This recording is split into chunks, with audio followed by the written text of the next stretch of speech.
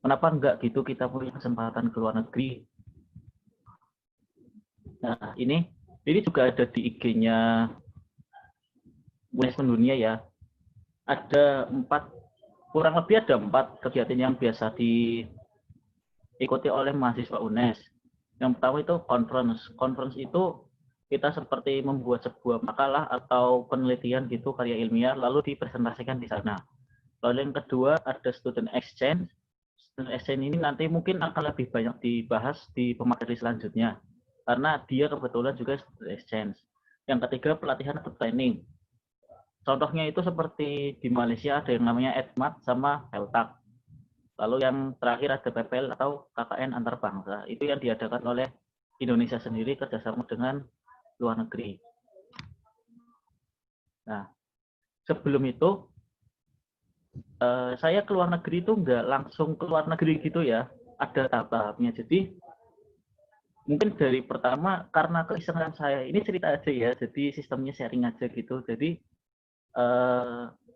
awalnya itu cuma iseng aja gitu. Ketika banyak kakak tingkat yang berprestasi ikut lomba gitu, saya cuma iseng untuk ngomong, kak ajakin aku lomba dong. Nah kebetulan yang saya omongi ini tidak bisa mengikuti, akhirnya saya menggantikan di Universitas Negeri Surabaya. Nah di Universitas Negeri Surabaya ini saya kenal banyak orang gitu, akhirnya saya bisa mengikuti di Universitas Negeri Yogyakarta juga lah. Di Logopedia di Universitas Yogyakarta ini saya ketemulah dengan kakak tingkat yang biasa melakukan kegiatan luar negeri. Mungkin itu salah satu admin dari UNESCO Dunia itu namanya Mas Horito. Jadi nggak tiba-tiba langsung ke luar negeri, tapi ada tahap-tahapannya. Dari awal saya mengikuti lomba, kenal dengan kakak tingkat yang berprestasi, lalu kenal yang lain, akhirnya bisa ke luar negeri. Nah, ini sedikit gambaran tentang kegiatan yang saya ikuti di luar negeri, yaitu AASIK. Untuk judulnya, yaitu diadakan oleh Perhimpunan Mahasiswa Indonesia di Thailand. Untuk judulnya sendiri, untuk temanya sendiri itu ada yang di bawah. Nah, di sana itu ngapain aja sih? Yang pertama jelas ada presentasi penelitian. Jadi saya melakukan presentasi di sana, collab juga dengan Mas Horido. Papernya itu sendiri memiliki judul hubungan antara intensitas penggunaan sosial media dengan komunikasi interpersonal. Jadi itu paper yang dibuat saya, mungkin pendaftaran itu udah cukup lama ya. Jadi kalau conference ini biasanya setengah tahun sebelum terlaksananya conference ini sudah berjalan. Jadi ada tahap-tahapannya dari pendaftaran sendiri, lalu seleksi abstrak, setelah seleksi abstrak baru paper full, kalau sudah baru kita bisa berangkat. Lalu di sana juga kita nggak cuma presentasi, cuma karena tadi ada materi yang disampaikan, ada temanya juga ya, jadi di sana ada pemateri. Mungkin saya tidak menjabarkan di sini, yang jelas pemateri itu ada 3 dari Indonesia, satunya dari kedutaan, satu dari Makassar, satunya dari Mataram, Universitas Mataram Lombok, yang satu dari Bangladesh, yang satu dari Malaysia. Itu membahas tentang SGDS. SGDS mungkin beberapa sudah pernah dengar ya SGDS. Lalu setelah mengikuti kegiatan di sana, untuk penutupnya itu ada field trip atau jalan-jalan. Jadi ya itu sebagai karena kan acara ini juga membutuhkan biaya, akhirnya dengan pengelolaan biaya tersebut bisa jalan-jalan. Itu sudah dimasukin ke biaya pendaftaran. Nah ini nih mungkin dari kalian bingungnya gimana sih caranya? Yang jelas sekarang cara itu sudah gampang sekali ya, karena media informasi sudah sangat berkembang. Dari kalian yang nggak punya IG, saya rasa nggak mungkin deh. Pasti semua orang punya IG sekarang. Atau punya Twitter, atau punya sosial media. Minimal WhatsApp lah, pasti punya gitu. Jadi yang paling penting sebenarnya itu menurut saya yaitu memanfaatkan media informasi. Entah HP, entah sosial media, entah yang lainnya, entah ke jurusan itu saya rasa sekarang sudah sangat mudah didapatkan karena bisa akses di mana saja, apalagi sekarang WFH ya, kuliah juga masih rata-rata di rumah, otomatis internet itu sudah kebutuhan primer sekarang. Itu untuk yang pertama. Yang kedua itu mencari channel atau kenalan kakak tingkat yang sudah sering ke luar negeri. Mungkin ini cara yang dulu saya lakukan. Dulu nggak kepikiran sih ke luar negeri, cuma kepikiran lomba aja. Saya punya kenalan namanya dulu itu Mas Reza, jadi saya minta ke Mas Reza yang pertama di Surabaya itu. Dan dari Mas Reza, saya kenal sama yang namanya Mbak Etika. Mbak Etika ini kebetulan juga Mapres FIP, dan akhirnya saya bisa ikut ke Jogja, dan dari Jogja itu pas kegiatan di sana, lebih tepatnya pas latihan, saya kenal sama Mas Orido sendiri, ya yang mengajak saya akhirnya ke Thailand tersebut. Lalu yang ketiga, ketika kita sudah punya channel nih ya, sudah punya kenalan, kita harus paham juga kegiatan apa yang kita ingin ikuti gitu. Jangan sampai kita paham student exchange tapi kita ikutnya conference, itu kan dua hal yang berbeda. Kalau conference kan biasanya minimal ya mungkin hampir 1 semester atau 3 bulan, sedangkan itu exchange ya. Kalau conference itu paling 1 minggu, 2 minggu. Kalau exchange itu biasanya cukup lama, lebih dari 1 bulan. Jadi ketika kita ingin mengikuti kegiatan di luar negeri, kita harus paham kegiatan apa yang kita ingin ikuti. Belum lagi PPL atau KKN antar bangsa. Itu kan mungkin sering dengar ya kata-kata KKN, PPL. Itu lebih ke pengabdian sih. Kita pengabdian ke masyarakat di sana. Kalau PPL dan KKN antar bangsa itu biasanya sekolah Indonesia di Malaysia atau sekolah Indonesia di Thailand, di Brunei, biasanya kita ke sana. Untuk yang terakhir, mungkin dari kita sudah sama-sama tahu, sudah sama-sama paham, jangan malu dan jangan takut mencoba. Karena gimana ya, kalau kita nggak pernah start, kita juga nggak akan pernah finish gitu. Kalau kita nggak pernah mencoba, kita juga nggak pernah tahu. Mending mencoba daripada nggak sama sekali. Mencoba dan gagal itu lebih baik daripada kita nggak pernah sama sekali mencoba. Dan mungkin ini dokumentasi yang tersisa dari perjalanan kami ke Thailand. Mungkin yang pertama itu jelas ya, itu masih di Bandara Soekarno-Hatta. Lalu di bawahnya itu kita sudah mendarat, dan yang di tengah ini sedang transit di Kuala Lumpur International Airport. Jadi luar negeri pertama saya itu bukan di Thailand, tapi di Malaysia, lebih tepatnya di Kuala Lumpur. Mungkin yang paling saya ingat gitu ya, sharing-sharing aja. Paling saya ingat itu yang paling kanan, itu adalah salah satu masjid yang ada di Kota Hat Yai. Dan kebetulan pada saat itu juga hari Jumat, jadi saya Jumatkan di sana. Mungkin teman-teman bisa bayangin serunya khotbah pakai bahasa Thailand di sana deh. Lalu ini seketika sudah di Thailandnya, yang di tengah atas itu di depan, kita nyebutnya rektorat ya, biar gampang, itu di depan rektoratnya PSU, Prince Songkla University. Di depan itu gerbang selamat, sebelah kanannya gerbang selamat datang. Kiri itu di depan rumah sakitnya Prince Songkla University. Lalu di bawah ini lebih ke apa ya, lebih ke wisatanya yang paling kiri bawah itu adalah floating market. Terus yang di tengah itu seperti pasar malam juga, dan di sana juga pasar malamnya ramai gitu ya, asik. Harganya juga murah-murah kalau di Thailand. Terus yang terakhir paling kanan itu adalah ASEAN Night Bazaar. Jadi kayak seperti pasar malam juga sama, cuma lebih tertata, dan dulu juga kayaknya diperuntukkan untuk kegiatan untuk seukuran ASEAN. Nah, ini ketika proses conference-nya dan materi. Untuk yang kiri atas itu pemateri, itu masih pembukaan dari kedutaan besar. Lalu yang kiri itu juga kiri bawah ketika sedang foto bersama, dan yang di tengah ini yang diberi itu adalah salah satu mahasiswa UNES juga, dia best speaker di tema pendidikan. namanya Mbak Sania, kebetulan dia juga Mapres 1 Feb 2019. Jadi ke sana untuk UNES sendiri, ketika asing ini ada nggak cuma dari FIP, tapi ada dari FIS, ada dari FMIPA, ada dari FE, satunya dua orang dari FE. Tapi kalau dari jurusan saya, dari BK itu ada 4 orang. Dari FIS ada 2, FMIPA-nya 1. Nah, ini sedikit membantu buat teman-teman juga ya. Mungkin masih banyak yang bingung akun-akun mana yang harus di-follow. Ini sama sekali nggak endorse ya, tapi kalau mau endorse juga nggak apa-apa.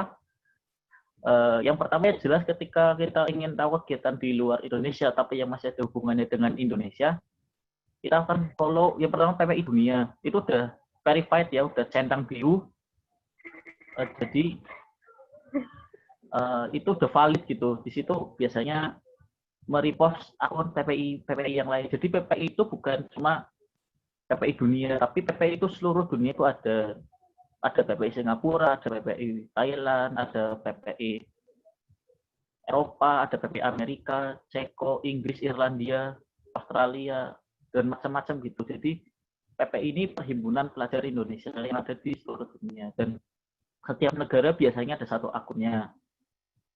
Lalu yang kedua ini ada The Javato Foundation. The Javato ini seperti apa ya, pengabdian juga, pengabdian di luar negeri. Ini juga biasanya anak-anak UNES, anak-anak universitas lain biasanya mengikuti di Javato. Selain itu, mungkin yang lebih ke akademik yang di PPI Dunia, tapi yang 3 saya contohkan di sini lebih ke pengabdiannya. Tapi ini akun-akun yang sering sekali jadi acuan mahasiswa untuk minimal ingin mencoba yang namanya kegiatan di luar negeri. Mungkin selain ini kalian bisa explore lagi kegiatan-kegiatan yang lainnya, karena kegiatan luar negeri itu sebenarnya sangat banyak, tinggal yang pertama memang dari diri kalian sendiri. Mungkin sisanya kita komunikasi aja, biar nggak banyak PPT gitu. Mungkin kalian juga pengen komunikasi langsung. Kalau dari saya yang terakhir, cobalah setiap kesempatan yang ada di depanmu. Nanti kalian akan tahu sendiri mana yang akan membuat kalian sukses. Untuk kalian sukses. Mungkin untuk presentasinya cukup sekian dari saya. Itu di bawah ada akun sosial media dan nomor saya. Barangkali ada yang mau PC. Oke, terima kasih. Wassalamualaikum warahmatullahi wabarakatuh. Mungkin setelah ini dari moderator Mas Ari bisa memimpin. Barangkali ada diskusi.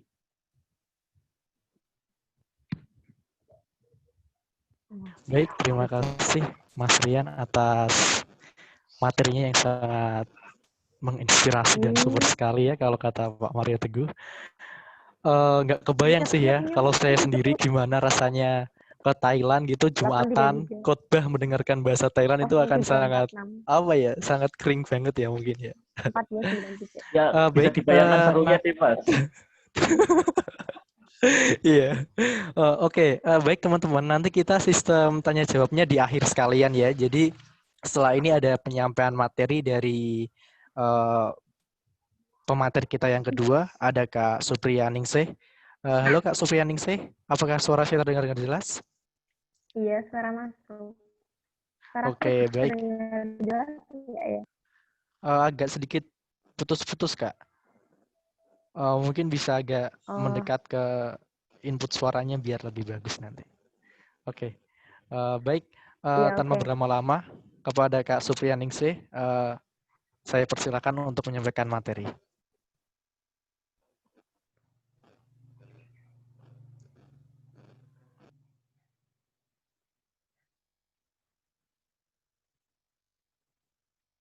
Suaraku terdengar jelas kan ya? Halo, Assalamualaikum. Waalaikumsalam, jelas Kak. Oke ya, saya mulai. Nah, tadi saya udah buka ya dengan salam. Sekarang saya buka dengan perkenalan saya. Perkenalkan, nama saya Supriyaningsih nih. Nama panggilan saya Yani. Saya Prodi Pendidikan Ekonomi Koperasi tahun 2018 Ekonomi UNES. Nah, ya Saya lahir di Kebumen 17 Februari 2000, saya asal Gombong, Kebumen. Nah, akun media sosial saya itu udah ada. Barangkali ada yang butuh atau mau tanya-tanya tentang nanti tentang student exchange atau yang lainnya seperti itu. Bisa ditulis atau di screenshot atau gimana ya. Oke ya. Oke, next Kak.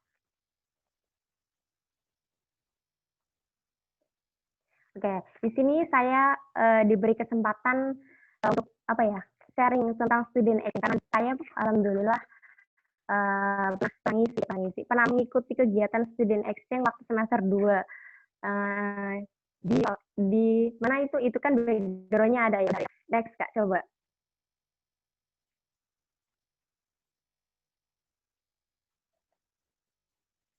Nah, saya student exchange di University Pendidikan Sultan Idris.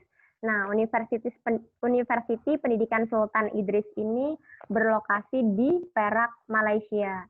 Nah, karena saya Fakultas Ekonomi, saya juga masuk di sana juga Fakultas Ekonomi juga dengan prodi yang seirama karena saya pendidikan ekonomi koperasi dan di sana alhamdulillah ada juga yang berkaitan dengan ekonomi yaitu pendidikan ekonomi karena di situ kampusnya yang itu tentang pendidikan gitu prodi-prodinya jurusannya itu tentang pendidikan semua jadi match gitu loh. Oke, next Kak.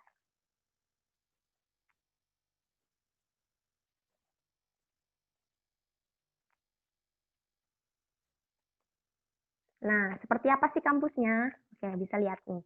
Nah, itu gambar kampusnya ya. Saya selama 1 semester di University Pendidikan Sultan Idris Malaysia hanya 1 kali pernah menduduki di gedung itu waktu ujian akhir semester. Ruangan itu gimana ya? Gede kayak kalau di Indonesia tuh kayak nyebutnya auditorium, tapi auditorium itu digunakan untuk kuliah juga seperti itu. Pokoknya mungkin bangunannya keren gitu ya kayak semi Inggris gitu. Oke, next coba lihat gambar lain Kak.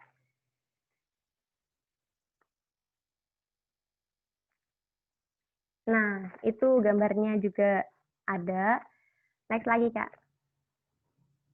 Nah, bentar Kak, bentar.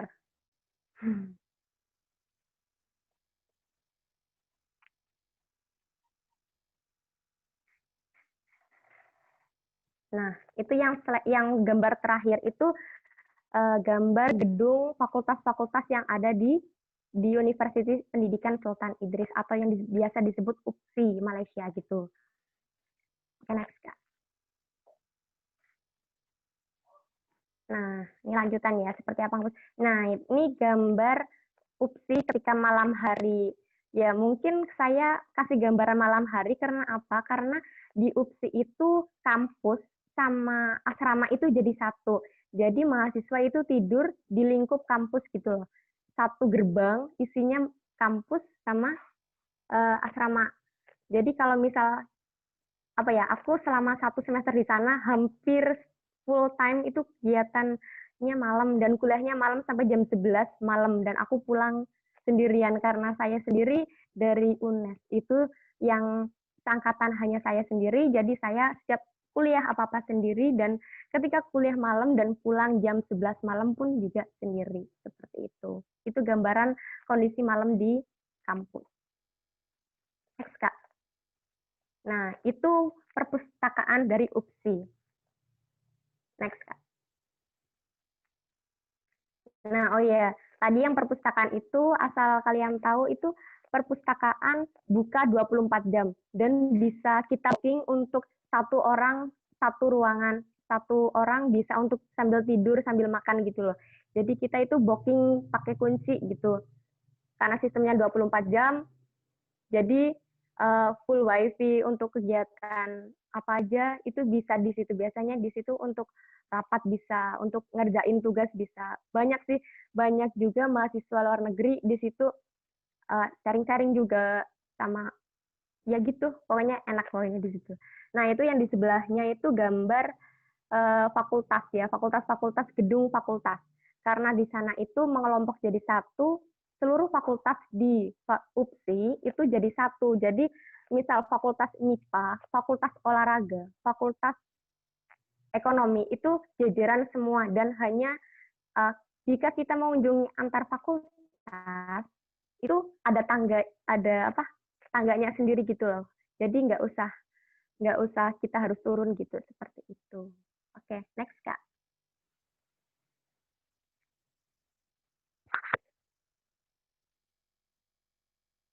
Nah, itu foto Fakultas Ekonomi.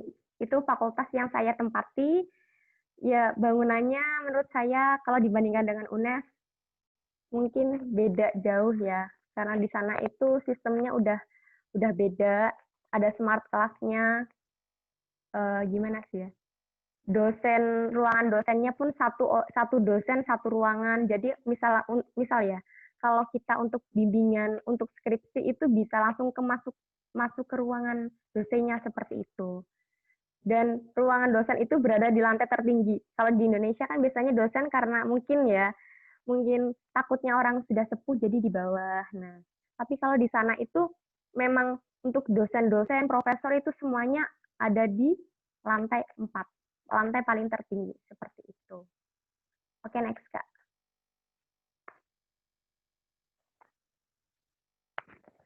Nah, seperti apa sih fasilitasnya?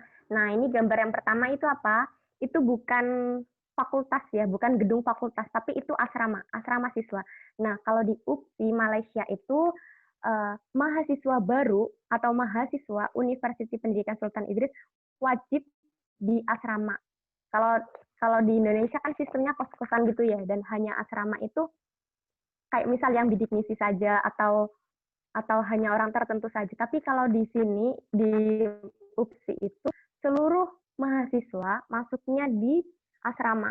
Jadi asrama misal satu gedung itu bisa sampai ribuan karena kita satu rumah, satu pintu itu memiliki 3 kamar dan satu kamarnya itu 2 orang. Seperti itu. Oke, next Kak. Nah, itu ada masjidnya namanya Masjid Al-Mursyidin, itu masjid terbesar di tengah-tengah antara gedung-gedung fakultas sama gedung asrama. Jadi di tengah-tengahnya. Jadi misal apa ya? Pokoknya sumbernya gitu loh. Kalau misal kita mau pulang ke asrama, kita ke masjid dulu. Kalau ke fakultas juga. Nah, gitu. Oke, next Kak. Nah, ini foto apa ya? Buat adventure. Gimana sih? Di sana itu nggak hanya kuliah-kuliah saja, namun di sana juga kayak ada tempat untuk hiburan sama itu tuh kayak gitu punya adventure gitu. Soalnya di sana itu lebih ke kayak game bareng-bareng banget gitu loh. Karena ada organisasi yang menuju ke adventure kayak mungkin di sini tuh semi mapala gitu ya. Oke, next Kak.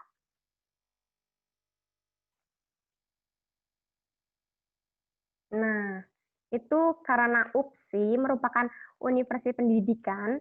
Nah, di situ ada jurusan, ada fakultas sukan. Kayak Upin ya, sukan itu artinya apa? Olahraga. Nah, sains sukan itu dia memiliki arena sendiri. Arena itu apa sih ya? Arena tuh kayak gor, tempat lari, bulu tangkis, tenis, kolam renang, dari semuanya itu ada. Nah, jadi di sana karena fakultas sama asrama itu dijadikan satu, otomatis mahasiswa yang misal kita ingin renang, otomatis tinggal langsung datang ke kolam renangnya. Dan istimewanya di sana karena Malaysia adalah negara yang mayoritas Islam, mengedepankan Islam, agama Islam, di sana itu jadi ada hari tertentu yang memuliakan wanita. Jadi ada hari Rabu, wanita itu hanya boleh pokoknya hari Rabu itu semua wanita boleh renang di situ tanpa ada laki-laki gitu. Jadi enaknya di situ ada pembagian laki-laki dan wanita. Oke, next Kak.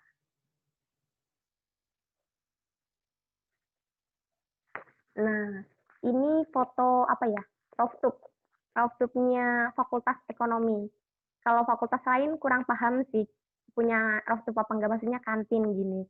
Buat nongkrong, buat belajar. Pokoknya kalau di gedung-gedung di UPSI itu desainnya apa ya? desainnya itu kayak membuat mahasiswa itu lebih nyaman dengan pembelajaran gitu loh. Lebih sering ke, misal kita pembelajaran di indoor, tapi ada kesempatan juga di outdoor. Misal kita penelitian di antar mahasiswa di jam waktu tertentu seperti itu. Atau biasanya pembelajaran di sini di rooftop, ada nanti sistemnya outdoor gitu. Next, Kak.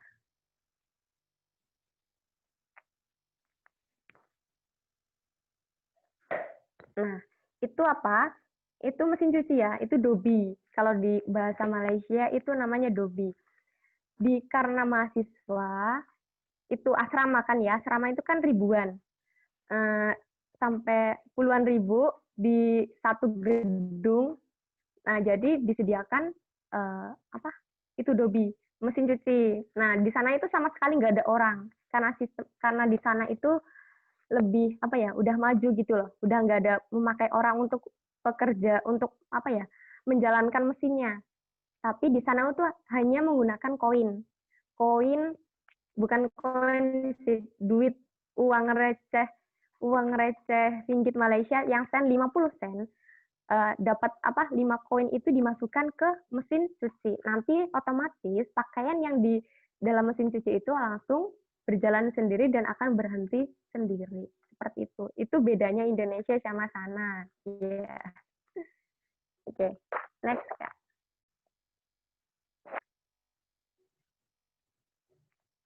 Nah, aku bisa ikut student exchange itu dapat dari mana? Nah, karena saya fakultas ekonomi, saya dapat info itu waktu itu dapat dari teman saya, karena teman saya itu aktif di bagian jurusan ekonomi, tepatnya di prodi internasional, ya di IUP. Mungkin yang UNES itu paham ya IUP itu apa? International Undergraduate Program. Itu kelas internasionalnya Fakultas Ekonomi. Enggak, di UNES. Fakultas Ekonomi ada tapi hanya pendidikan. Tapi tahun sekarang udah ada lagi. Nah, kemarin waktu aku dapat info, otomatis info itu disebarkan pada aku semester 1 ya. Nah, aku dapat info itu September, baru masuk berapa minggu kuliah, langsung di-share, dan aku tertarik karena apa ya, alhamdulillahnya karena saya kelas internasional, jadi pengen cari sesuatu yang berbasis internasional gitu loh. Nah, saya ikuti follow-follow kegiatan itu. Nah, itu kan ada persyaratannya. Nah, ternyata pendidikan ekonomi koperasi itu melakukan credit transfer atau student exchange itu di semester 1. Nah, saya kan pas semester 1. Nah, otomatis saya langsung mengumpulkan berkas-berkas. Nah, gitu. Next, Kak.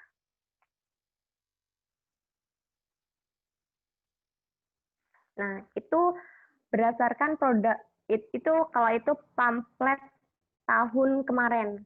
Tahun kemarin yang melaksanakan di pandemi sekarang. Nah, tapi karena kalau ya apa ya, kalau yang student exchange di pandemi sekarang, dia waktu itu udah dipulangkan, akhirnya dipulangkan, dan kuliah online juga, seperti itu. Oke, next, Kak. Nah, mungkin tanya ya, gimana dengan akomodasinya kalau ikut student exchange itu gimana?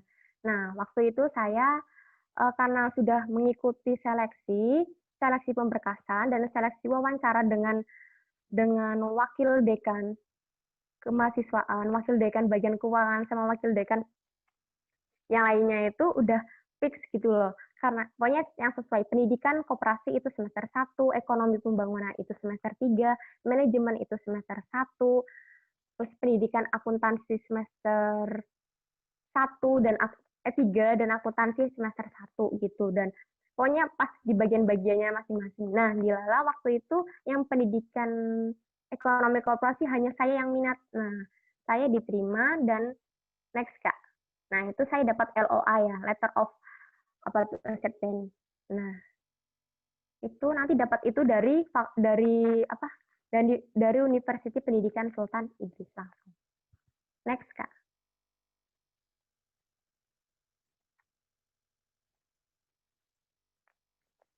Nah, itu ketika dapat LOA dari UPSI, itu langsung dapat biaya, rincian biaya. Nah, rincian biaya itu bisa dilihat ya, tapi di bagian yang sebelah pojok sebelah kanan. Nah, itu ada yang Wave. Wave itu berarti udah tercover oleh kampus. Pokoknya di sana itu registrasi udah gratis, gitu ya. Apa di biaya kampus itu udah gratis, servis, terus asrama itu udah gratis.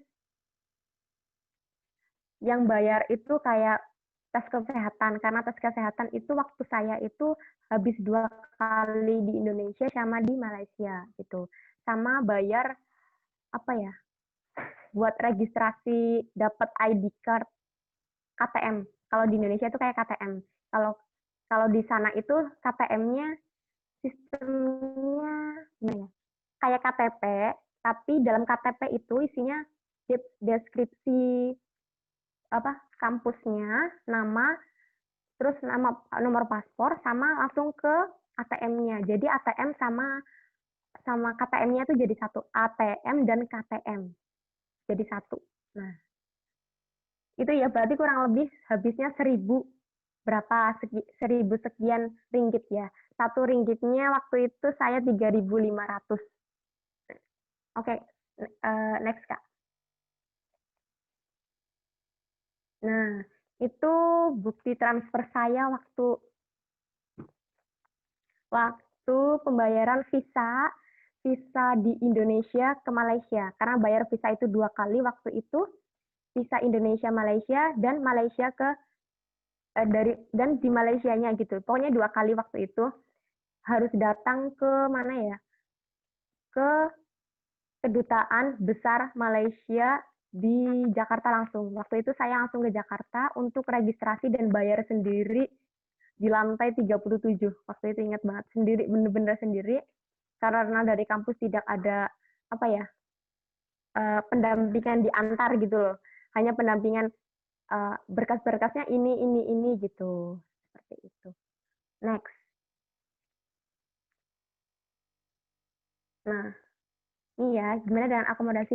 Yang ini kan asrama gratis. Nah, karena asrama tadi yang di awal udah saya jelaskan kan ya. Asrama itu ada yang warna biru itu asrama untuk mahasiswa reguler. Nah, kalau yang asrama ini asrama untuk mahasiswa internasional. Nah, di sini itu tidak hanya untuk mahasiswa yang student exchange, tapi ada mahasiswa yang S1, S2, S3-nya itu memang di UPSI tapi berasal dari negara lain. Di situ waktu aku student exchange, ada orang Bangladesh, ada orang India, ada orang Colorado, ada orang Cina, mana lagi ya? Ada orang Thailand juga, sama pengurus-pengurusnya. Di situ ada semua. Nah, waktu itu dilalah aku tuh satu rumah dengan orang Cina asli. Jadi ketika aku di mana? Di UPSI, di kos-kosan ya, di kamar itu kalau mau pinjem barang atau minta barang sesuatu ke roommate kamar sebelah itu harus pakai bahasa Inggris karena mereka nggak bisa pakai bahasa Indonesia gitu, apalagi Malaysia karena dia full emang dari Cina gitu. Dia lagi S2 sama S1, mereka satu kamar gitu. Oke, next Kak. Nah, itu fotonya ya. Nah, itu bukan fakultas apa? Asramanya untuk mahasiswa kelas internasional gitu. Itu next. Nah, di sana itu ngapain aja? Nah, waktu pertama kali datang itu karena saya udah beli apa ya? Udah beli tiket ke Malaysia itu waktu Desember untuk pemberangkatan Februari. Tapi kenyataannya saya itu visanya di-delay sama Malaysia. Delaynya 3 mingguan, cukup lama, 1 bulan ya. Saya sudah 1 bulan di Jakarta ngurusin visa, ternyata delay. Jadi hanya berdua tuh yang delay. Jadi saya sama teman cutting saya telat untuk pemberangkatan. Jadi waktu ospek ini foto ospek ya. Ospek di sana untuk mahasiswa baru untuk kelas internasional maupun reguler. Jadi hanya segitu aja. Sebenarnya itu aspeknya bareng sama orang Cina, orang Thailand, orang Libanon, banyak orangnya. Tapi karena saya sendiri telat masuknya, jadi hanya mereka. Ternyata ketika kita di bandara dijemput, kita bersama, saya sama kating saya, Fakultas Ekonomi, dijemput dengan bebarengan maskapai lain, tapi mereka anak UNES juga ternyata. Dia anak Fakultas Teknik, anak PKK, sama itu yang bule satu, dia dari Colorado. Dia prodi PGSD. PGSD yang melakukan student exchange di UPSI. PGSD Colorado. Oke, next Kak. Nah, itu juga masih pengurus itu di ICT itu apa ya, pembayaran 660 ringgit, inget banget waktu itu duit aku kurang, ya 660 ringgit untuk pembayaran pembayaran kayak registrasi gitu loh, tapi registrasi di awal sama untuk MCU, ya medical check up. Nah, medical check up itu dibayar di sini semua, terus abis itu langsung dapat ID card, kartu tanda mahasiswa gitu. Oke, next Kak. Nah, ini cutting saya yang telat penundaan visanya. Dia dari ekonomi pembangunan, Kak Putri, ekonomi pembangunan semester 4. Dan saya sendiri yang benar-benar semester 2. Ya, jadi karena saya sama-sama fakultas ekonomi, saya otomatis satu kamar berdua dengan Kak Putri. Seperti itu. Next, Kak. Nah, ini foto saya. Next, Kak. Belum. Nah, ini foto saya waktu perkuliahan economic development. Nah, di sana itu karena economic development itu tentang tentang perkembangan pembangunan ekonomi di dunia. Jadi dilalah karena di kelas itu ada orang mana ya waktu itu? Orang Tasmania. Tasmania ada di situ juga. Sama aku orang Indonesia, orang Thailand juga, terus sama Malaysia. Nah, jadi dikolaborasikan jadi satu. Nah, di sana itu sistem pembelajarannya setiap akhir UTS atau akhir UAS itu ada penampilan seberapa paham kamu mempelajari mata kuliah ini sama dosen ini gitu. Nah, ketika presentasi, ternyata kita satu nih sama orang Malaysia aku. Saya menjelaskan tentang ekonomi Indonesia dan mereka menjelaskan ekonomi Malaysia. Nah, itu pakaian Malaysia ya, dan aku sendiri pakai batik pakai kebaya. Aku di sana memang sengaja bawa kebaya, tapi itu batik asli Malaysia seperti itu. Nah, itu juara satu penyampaian ekonomi di kelas. Semua kelas itu digabungkan jadi satu untuk ditampilkan. Itu. Next, Kak.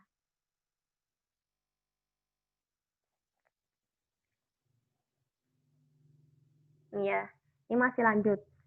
Nah, selain itu kegiatannya, kalau di sana itu ada 3 bagian penting organisasi kayaknya kalau di Indonesia kalau BEM itu di fakultas ya, BEM fakultas gitu atau universitas. Nah, kalau di sana karena fakultas, gedung-gedung fakultas dengan asrama itu dijadikan satu gerbang, satu pengawasan oleh UPSI, maka di sana ada organisasi yang mengawasi organisasi kayak BEM, tapi BEM untuk asrama gitu loh. Mereka ya pokoknya kayak BEM tapi di asrama. Terus ada juga BEM untuk fakultas gitu. Nah, kalau yang ini itu kegiatan dari BEM dari Fakultas Ekonomi. Nah, tujuannya sasarannya itu untuk mahasiswa baru sama mahasiswa kelas internasional gitu. Nah, ini kegiatannya kayak semi KKN mini. Kalau Indonesia tuh KKN. Nyebutnya KKN mini sih, soalnya cuma 3 hari di desa terpencil di pelosok negeri Perak, Malaysia, dan kita disuruh ngajar SD, terus ngajak mainan anak SD, memperkenalkan gimana cara berbahasa dengan bahasa Melayu atau di anak SD, terus sama karena kayak semi KKN itu di situ kita tidurnya, coba teks dulu Kak.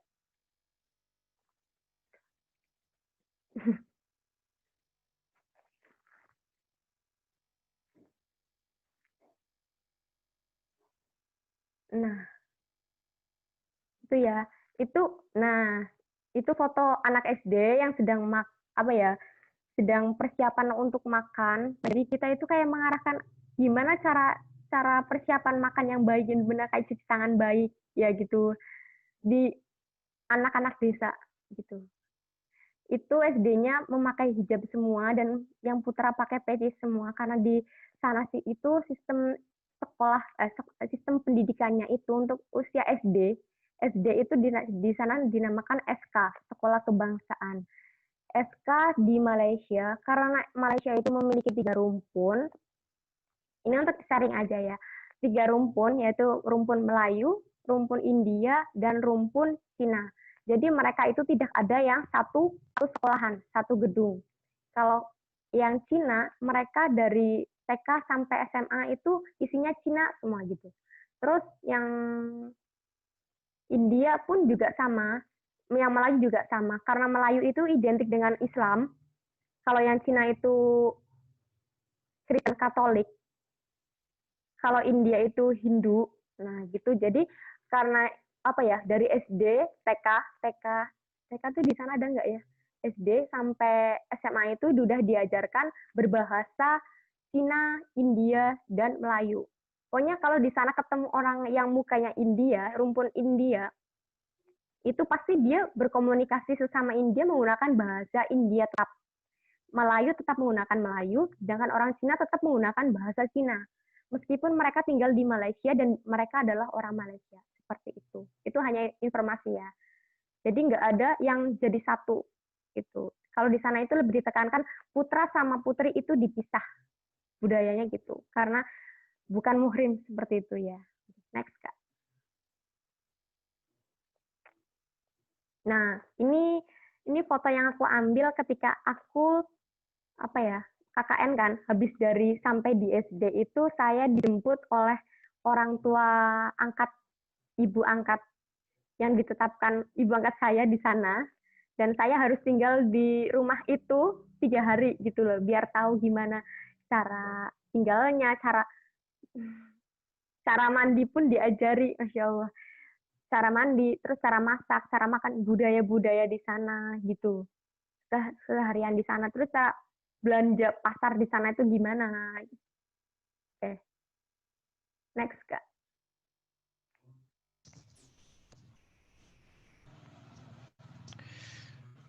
Oke, nah ini foto bareng-bareng semua ya, sama anak SD-nya, sama panitia BEM FPI, Fakultas Pengurusan Ekonomi UPSI, sama kita yang dari kelas internasionalnya gitu. Itu namanya SK ya, SK Sungai Jernih, Kebangsaan Sungai Jernih. Itu memiliki 3 bendera yang berbeda, yang tengah bendera Malaysia, yang sebelah kanan itu bendera negeri. Karena di sana itu, ini untuk informasi aja ya, kalau di Malaysia itu setiap provinsi memiliki 1 bendera. Gitu. Kalau di Indonesia kan hanya logo di baju ya, apa sih? Kayak di baju yang kayak Jawa Tengah gitu loh, logo-logo. Tapi kan jarang digunakan dalam bentuk bendera seperti itu. Nah, kalau di sana itu dilambangkan dengan bendera negara Perak, negeri Perak itu benderanya seperti apa, negeri Perlis itu seperti apa, negeri Melaka itu seperti apa, itu sudah memiliki bendera yang berbeda-beda seperti itu. Next, Kak. Cek Kak Yani, waktunya tinggal 5 menit lagi untuk menyampaikan materi. Oke, nggak apa-apa. Itu foto-foto saya ya, sama Fakultas Ekonomi, sama anak, nah, sama anak UNY. Nah, itu ibu angkat saya. Oke, next.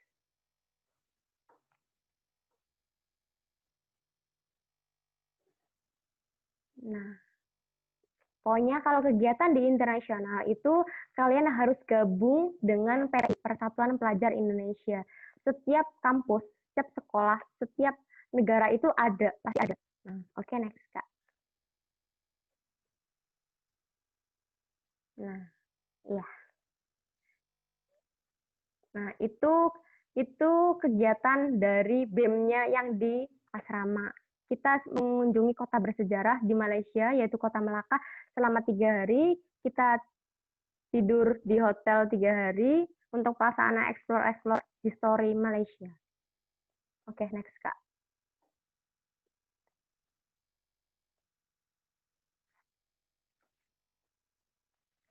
Nah, itu iftar, buka bersama dari PPI. Oke, next, Kak. Nah, itu ada 2 univ, karena kita satu pasukan UNES sama pasukan UNY. Oke. Next, Kak. Nah, ini kegiatan-kegiatan internal sih, untuk kelas internasional juga. Next, Kak. Nah, diajarkan tari budaya, tari khas Malaysia gitu, untuk kelas internasional. Next, Kak.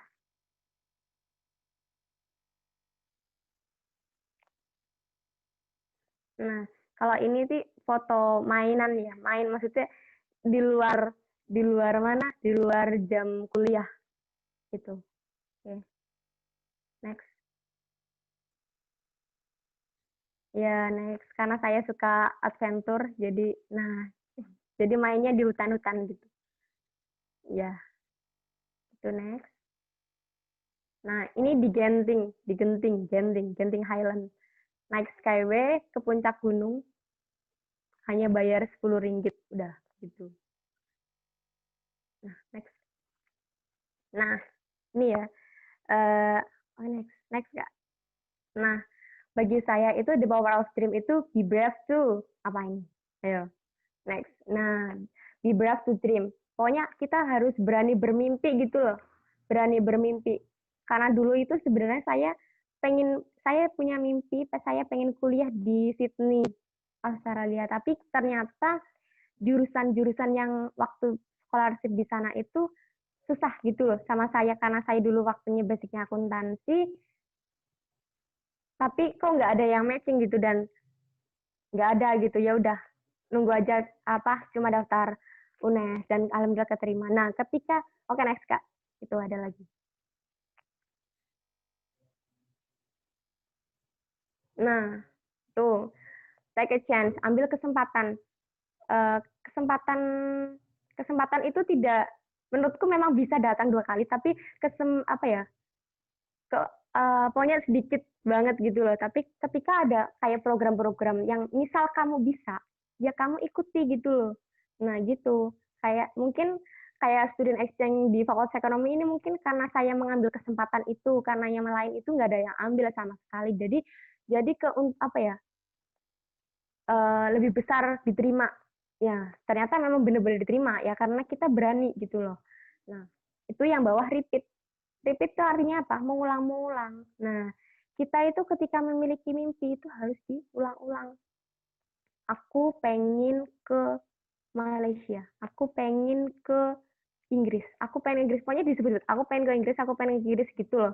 Dan share, kita dibagikan keinginan kita itu disampaikan kepada semua orang, karena tidak tahu semua orang itu yang mendengar impian kita itu ternyata dia punya mungkin channel untuk mengabulkan keinginan kita, atau mungkin diajak bareng, atau mungkin teman kita itu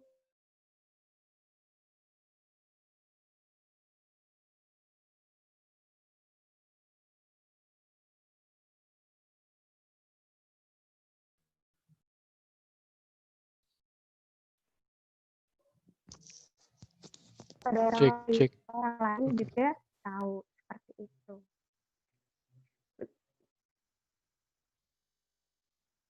Next, Kak. Nah, itu ya. Karena moto saya itu orang lain bisa, maka saya harus bisa. Orang lain belum bisa, maka saya harus pertama kali bisa. Karena itu moto saya, jadi saya selalu terapkan dalam hidup saya. Itu. Oke, itu sekian dari saya. Udah. Assalamualaikum warahmatullahi wabarakatuh. Waalaikumsalam warahmatullahi wabarakatuh. Baik, terima kasih Kak Yani yang sudah menyampaikan materi tentang sharing-sharing pengalamannya dalam student exchange di UPSI atau Universitas Sultan Idris di Malaysia. Baik, banyak sekali pertanyaan yang masuk di kolom chat. Ini mungkin tidak akan bisa terjawab satu persatu karena waktu kita yang terbatas, jadi saya akan membacakan beberapa pertanyaan terpilih ya. Untuk pertanyaan yang pertama, ini ada pertanyaan dari Dias. Kak izin bertanya, hal apa aja sih yang perlu kita persiapkan untuk berkegiatan di luar negeri seperti itu? Mungkin ini bisa dijawab oleh Mas Rian terlebih dahulu. Oke, tadi pertanyaannya persiapan ya, Mas Eko? Ya, apa saja sih yang perlu kita siapin? Oke, siap. Kalau jawaban dari saya, apa yang perlu kita persiapkan yaitu kita seperti yang saya sampaikan tadi, kita harus tahu kegiatan apa yang akan kita ikuti. Yang pertama, entah itu exchange, entah itu kegiatan seperti saya international conference atau PPL KKN, pelatihan seperti Peltak Edmat. Jadi kita harus paham kita mau ikut kegiatan apa nantinya. Lalu persiapan selanjutnya di setiap kegiatan itu kan ada ketentuan-ketentuannya. Maka kita juga harus memahami kegiatan itu nanti ngapain, apa yang perlu dipersiapkan. Lalu kita juga yang jelas kalau dari saya sih itu mungkin tambah-tambahannya kita semua sudah paham masalah paspor mungkin. Kalau ASEAN sih untuk international conference masih bebas visa ya, kecuali exchange itu pasti pakai visa karena lebih dari 1 bulan. Jadi visa itu kalau lebih dari 1 bulan biasanya. Tapi kalau international conference itu tidak perlu pakai visa karena tidak sampai 1 bulan. Kalau dari saya mungkin itu Kak. Monggo dari Mbak Yani barangkali ada jawaban lain. Yang dipersiapkan ya. Ya, benar Kak. Hal-hal yang perlu disiapkan itu, ya tadi yang dibilangkan oleh Kak Rian itu, apa tujuan kita kayak misal tadi ya international conference. Nah itu kan basicnya kayak penelitian gitu. Nah kalau kalian memang basicnya di penelitian, berarti kalian tekuni gitu loh di bidang penelitian itu, sama ditingkatkan di basic public speaking di bahasa Inggris seperti itu. Terus kalau kalian memang pengen bener-bener pengen ke luar negeri, kegiatan internasional dan mungkin dari fakultas atau dari universitas sulit untuk mengeluarkan dana bantuan, ya berarti kalian udah biasa nabung dari sekarang gitu loh untuk the next kegiatan kalian biar langsung berangkat gitu. Baik, terima kasih atas jawabannya Kak Rian dan juga Kak Yani. Jadi hal-hal yang perlu kita siapin itu yang pertama kita harus mengetahui nih, aku ini pengen ikut kegiatan yang seperti apa, apakah exchange ataukah sekedar conference ataukah pelatihan. Lalu kita lihat ketentuannya seperti apa. Jika kegiatannya kurang dari 30 hari, mungkin kita bisa menggunakan hanya paspor. Tapi ketika kegiatannya itu dirasa lebih dari 30 hari, maka kita harus mempersiapkan visa seperti itu. Jadi yang pertama kali harus teman-teman tentukan adalah jenis kegiatan yang ingin teman-teman pilih seperti itu. Lalu ini pertanyaan yang kedua untuk Kak Yani. Kak izin bertanya, apakah kegiatan student exchange harus mengambil satu jurusan yang sedang kita tempuh di perkuliahan? Terus apabila kita mengikuti student exchange yang tidak bermitra dengan universitas kita, apakah sulit untuk mengurus surat-suratnya? Jadi pertanyaannya ini, apakah student exchange ini hanya bisa dengan satu jurusan? Misalnya kan kalau kakak dari ekonomi, pendidikan koperasi, maka ngambilnya exchange harus koperasi. Dan apakah harus bermitra dalam hal ini UNES bermitra dengan Universitas Sultan Idris ataukah boleh yang tidak bermitra seperti itu Kak? Monggo bisa dijawab Kak Yani. Oke, pertanyaan pertama ya, apakah harus sejurusan atau seprodi? Nih, karena kita student exchange itu kan pertukaran mahasiswa di mana kita dapat ilmu dari sana dan mahasiswa yang di sana juga dapat ilmu dari sini gitu tukeran. Tapi kalau misalnya kita memang tidak menginginkan prodi yang sama diambil di universitas tersebut, itu ya resikonya nanti ketika kamu itu di sana hanya mendapatkan ilmu saja seperti itu, tapi tidak mendapatkan nilai. Karena saya kan di sana student exchange-nya mendapatkan nilai gitu loh, kayak kuliah biasa. Nah gitu.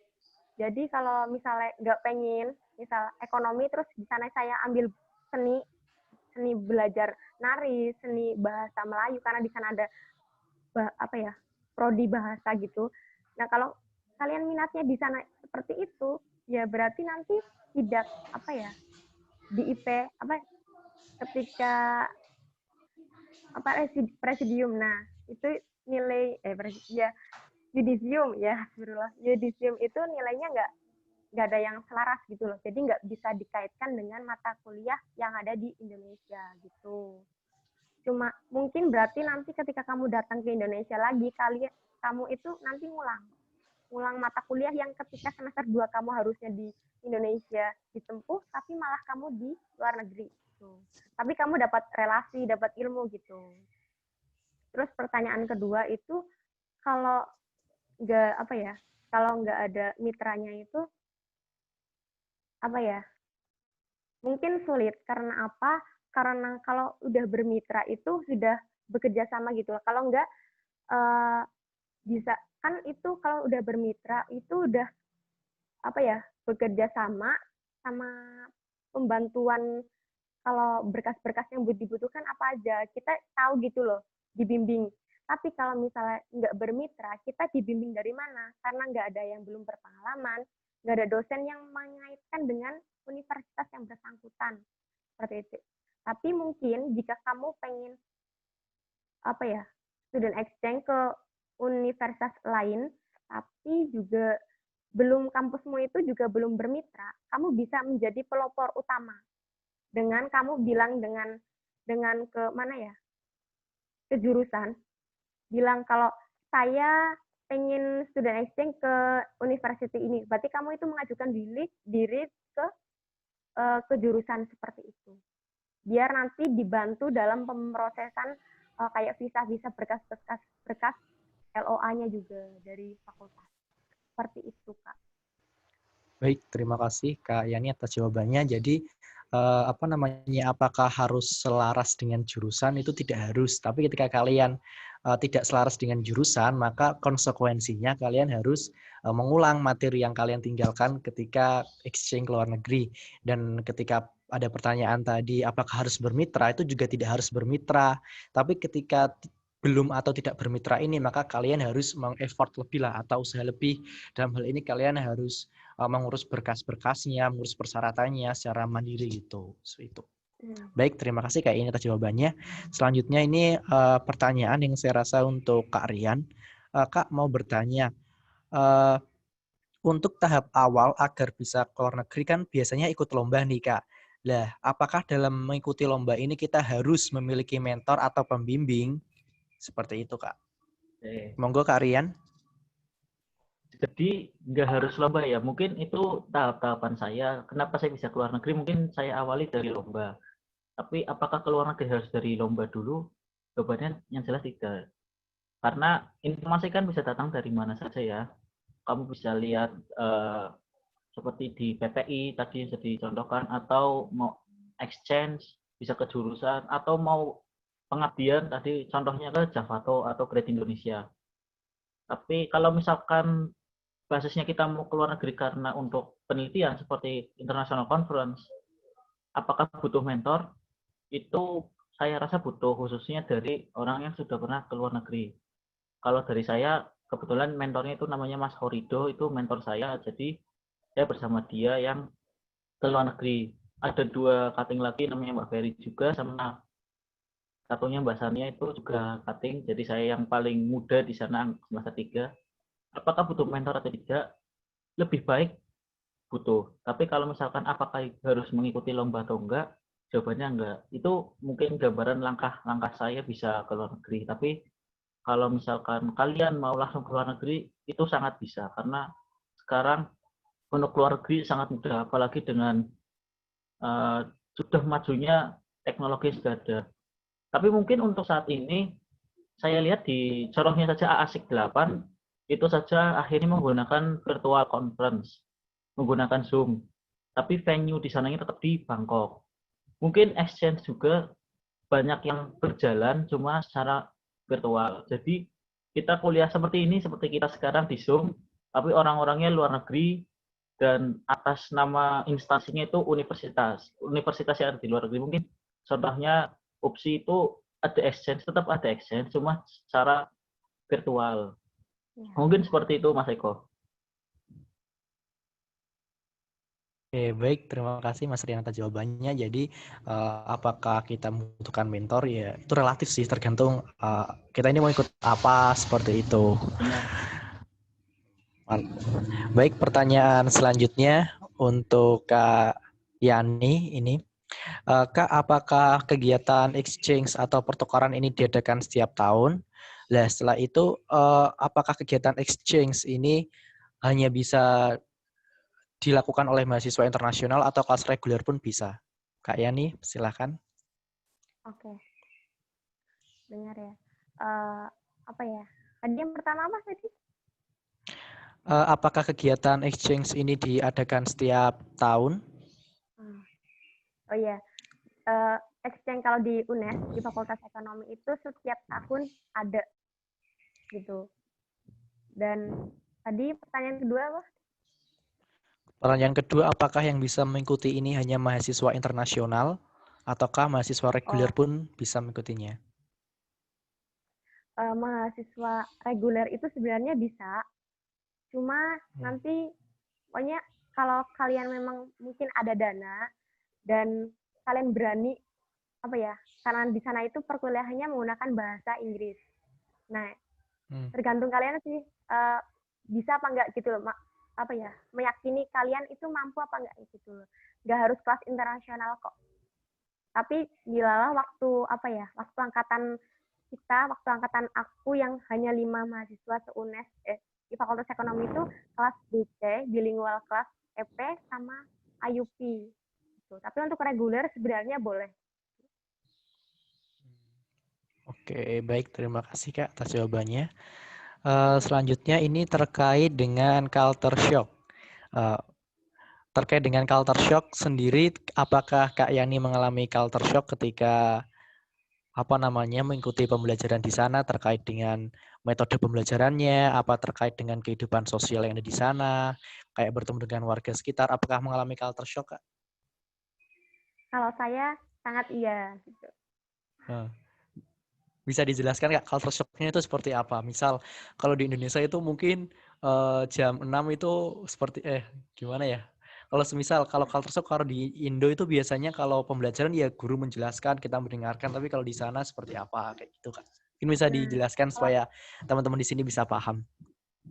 Oke. Kalau di sana dalam culture shock di bidang perkuliahannya itu sistemnya kalau di sana itu kayak apa ya, guru menjelaskan gitu, dosen menjelaskan, kita bener-bener listen, mendengarkan. Guru menjelaskan, kita mendengarkan.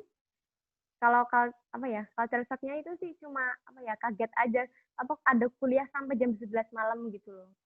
Terus apa ya, di sana itu apa ya, lalu lintas itu menggunakan bus kampus ya. Nah, jadi kalau misalnya kita telat, kita harus jalan kaki. Nah, jalan kakinya itu dari asrama ke fakultas itu sangat jauh lah ya, lumayan. Ada 2-3 kilo. Padahal itu satu gerbang kampus gitu. Pokoknya kalau telat itu langsung ditutup pintunya sama sama sama keneknya gitu. Terus apa lagi ya? Itu kalau masalah budaya makanan, karena saya itu pecinta sayuran, jadi di sana itu karena tahu ya, kalau Upin-Ipin itu kan isinya ayam semua ya. Nah, ternyata bener-bener di sana itu isinya ayam semua, jarang sayur, jarang tempe, dan sedangkan saya sedang sukanya sayur sama tempe. Di sana saya nggak menemukan sayur dan tempe juga. Jadi saya nggak makan, di sana semuanya ayam. Satu toko itu menjual 10 jenis makanan ayam yang berbeda. Ya mungkin itu Oh. kelihatan bosen gitu ya. Iya. Sama cuaca mungkin, Hmm. cuaca. Cuacanya Sama gimana, Kak? bahasa. Kalau di sana Oh itu iya, panas. bahasa Kalau di jelas. Indonesia, kalau di Indonesia kan kita kuliah pakai payung dikira wah orang sosokan nih. Kalau di sana itu Iya, kuliah memang sosokan nih. wajib pakai payung. Kalau di sana kuliah Oh. wajib pakai payung. Jadi semua panas nggak panas, panas atau hujan itu wajib bawa payung gitu loh. Tuh. Sama Hmm. bahasa sih. Kan kalau di sana pakai ke masyarakat juga pakai bahasa semi Inggris. Jadi kalau misalnya Oh. orang sana nggak mudeng bahasa Indonesia, nggak mudeng bahasa Inggris saya, ya udah saya kecepatan pakai bahasa ngapak gitu. Udah, Jadi terus udah sih. berarti kalau di sana itu terkait dengan bahasa Inggris harus bisa dikuasai dengan baik ya, Kak. Ibaratnya kalau misal aku mau exchange nih, maka aku harus mempersiapkan bahasa Inggrisku sebaik mungkin ya, Kak. Ya sambil belajar pokoknya. Ya pokoknya gitu. Bahasa Inggris Oke. pokoknya kalau Malaysia itu memang benar-benar karena jajahan Inggris ya, jadi semi Inggris. Full Inggris Ya. menurut aku sih. Oh, oke.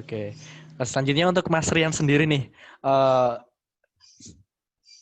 eh, selama mengikuti kegiatan International Conference, kan Mas Rian di sana sekitar kalau nggak salah itu 3 atau 4 hari ya Mas, nggak cuma sehari. Lah, dalam masa 3-4 hari di sana itu Mas Rian juga mengalami culture shock nggak Mas? Kalau iya itu bisa dijelaskan culture shock-nya seperti apa? Selain tadi ya, Jumatan mendengarkan khotbah bahasa Thailand, selain itu. Ya, untuk culture shock sendiri, karena international conference ini juga rata-rata orang Indonesia, jadi kita masih bisa komunikasi pakai bahasa Indonesia yang pertama. Yang kedua, jadi lokasinya ini posisinya ada di Thailand Selatan, jadi provinsi Songkhla ini, kota Hat Yai, deket banget sama Malaysia. Mungkin kayak ibaratnya Tegal Semarang lah, dekat itu, bahkan lebih dekat lagi. Jadi di sana kalau nggak bisa pakai bahasa Thailand, nggak bisa pakai bahasa Inggris, bahasa Melayu mereka masih oke lah. Karena saya punya pengalaman banyak di nonton Upin Ipin, jadi kan saya bisa bahasa Melayu sedikit-sedikit.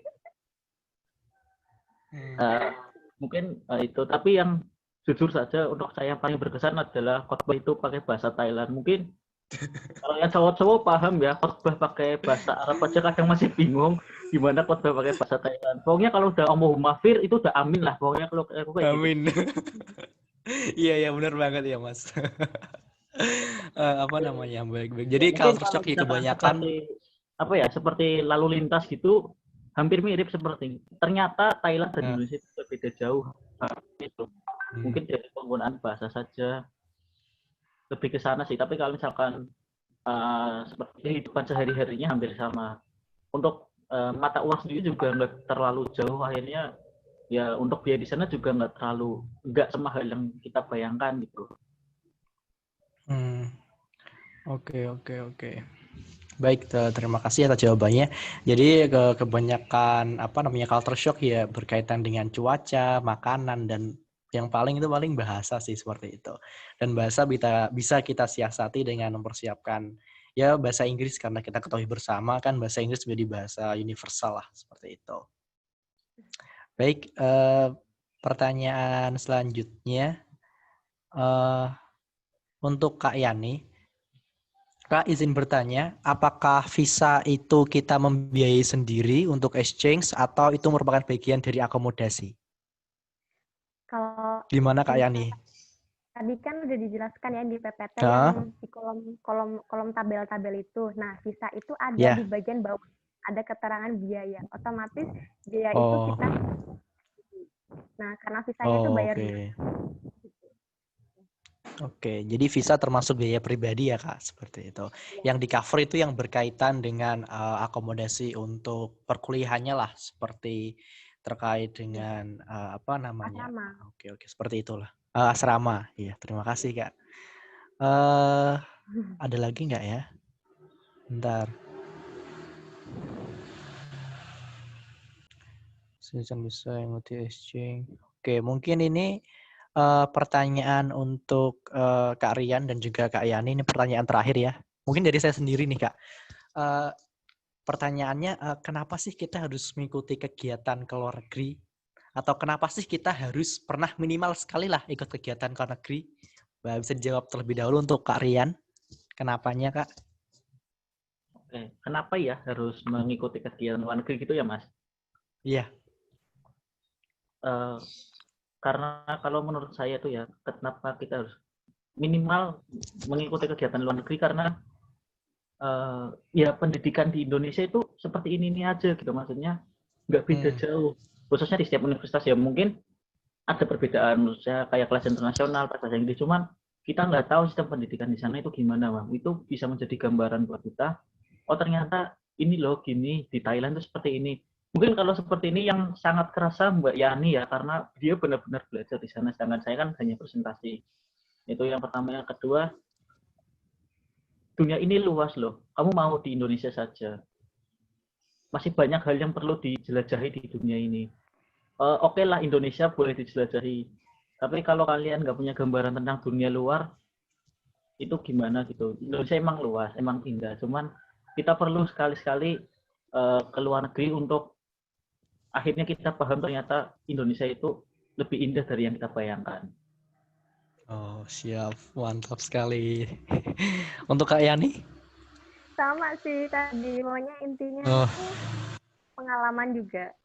Sama membandingkan sistem sistem bahasa, sistem kehidupan, mungkin kehidupan sosial budaya di sana sama di sini, pendidikan, sama pokoknya dunia itu luas. Kita mencoba keluar gitu loh, jangan di Indonesia saja. Oke. Oke, terima kasih atas jawabannya, Kak. Saya ingin menutup, cuman ini kayaknya masih ada pertanyaan di kolom chat.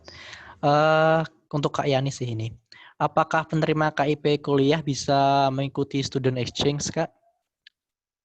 Apakah KIP itu kayak bidik misi kan ya? Iya, benar sekali. Nah, ternyata saya sendiri pun juga penerima bidik misi. Oke. Jadi nggak ada masalah ya, Kak? Mau KIP atau non KIP, selagi ada niat, selagi ada kesempatan, ya daftar aja. Seperti itu ya, Kak? Ya, benar, Oke, baik. Terima kasih, Kak. Baik, mungkin itu ya teman-teman, sedikit sharing kita pada siang hari ini bersama Kak Rian Aditya Pertama dan Kak Supriyaningsih. Seperti yang disampaikan oleh dua pembicara kita tadi bahwa jangan takut bermimpi, mulai saja mimpi kalian seperti itu, dan ketika ada kesempatan ya digas, ambil saja seperti itu. Dan jangan takut bermimpi sih itu. Jangan lupa absen ya teman-teman. Saya mewakili teman-teman dari UNES Mendunia mengucapkan terima kasih atas partisipasi kalian selanjutnya. Stay tune di Instagram kami untuk kegiatan kami selanjutnya. Billahi taufiq wal hidayah. Wassalamualaikum warahmatullahi wabarakatuh. Untuk formulir chatnya ada di kolom chat ya. Terima kasih. Oke, semangat semuanya. Ya, terima kasih Kak Rian, terima kasih Kak Yani. Oke, sama-sama.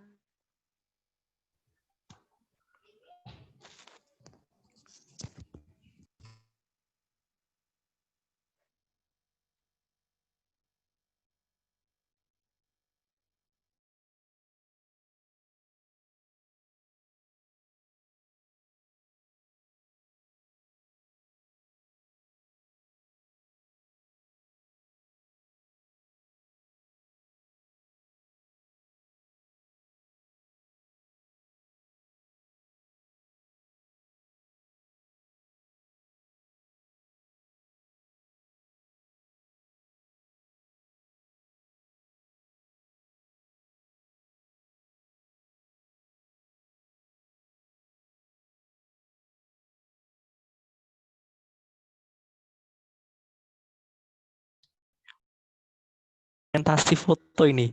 Ya mungkin teman-teman yang masih di sini bisa menyalakan kameranya sebentar. Ya teman-teman, saya lupa kita belum ada dokumentasi.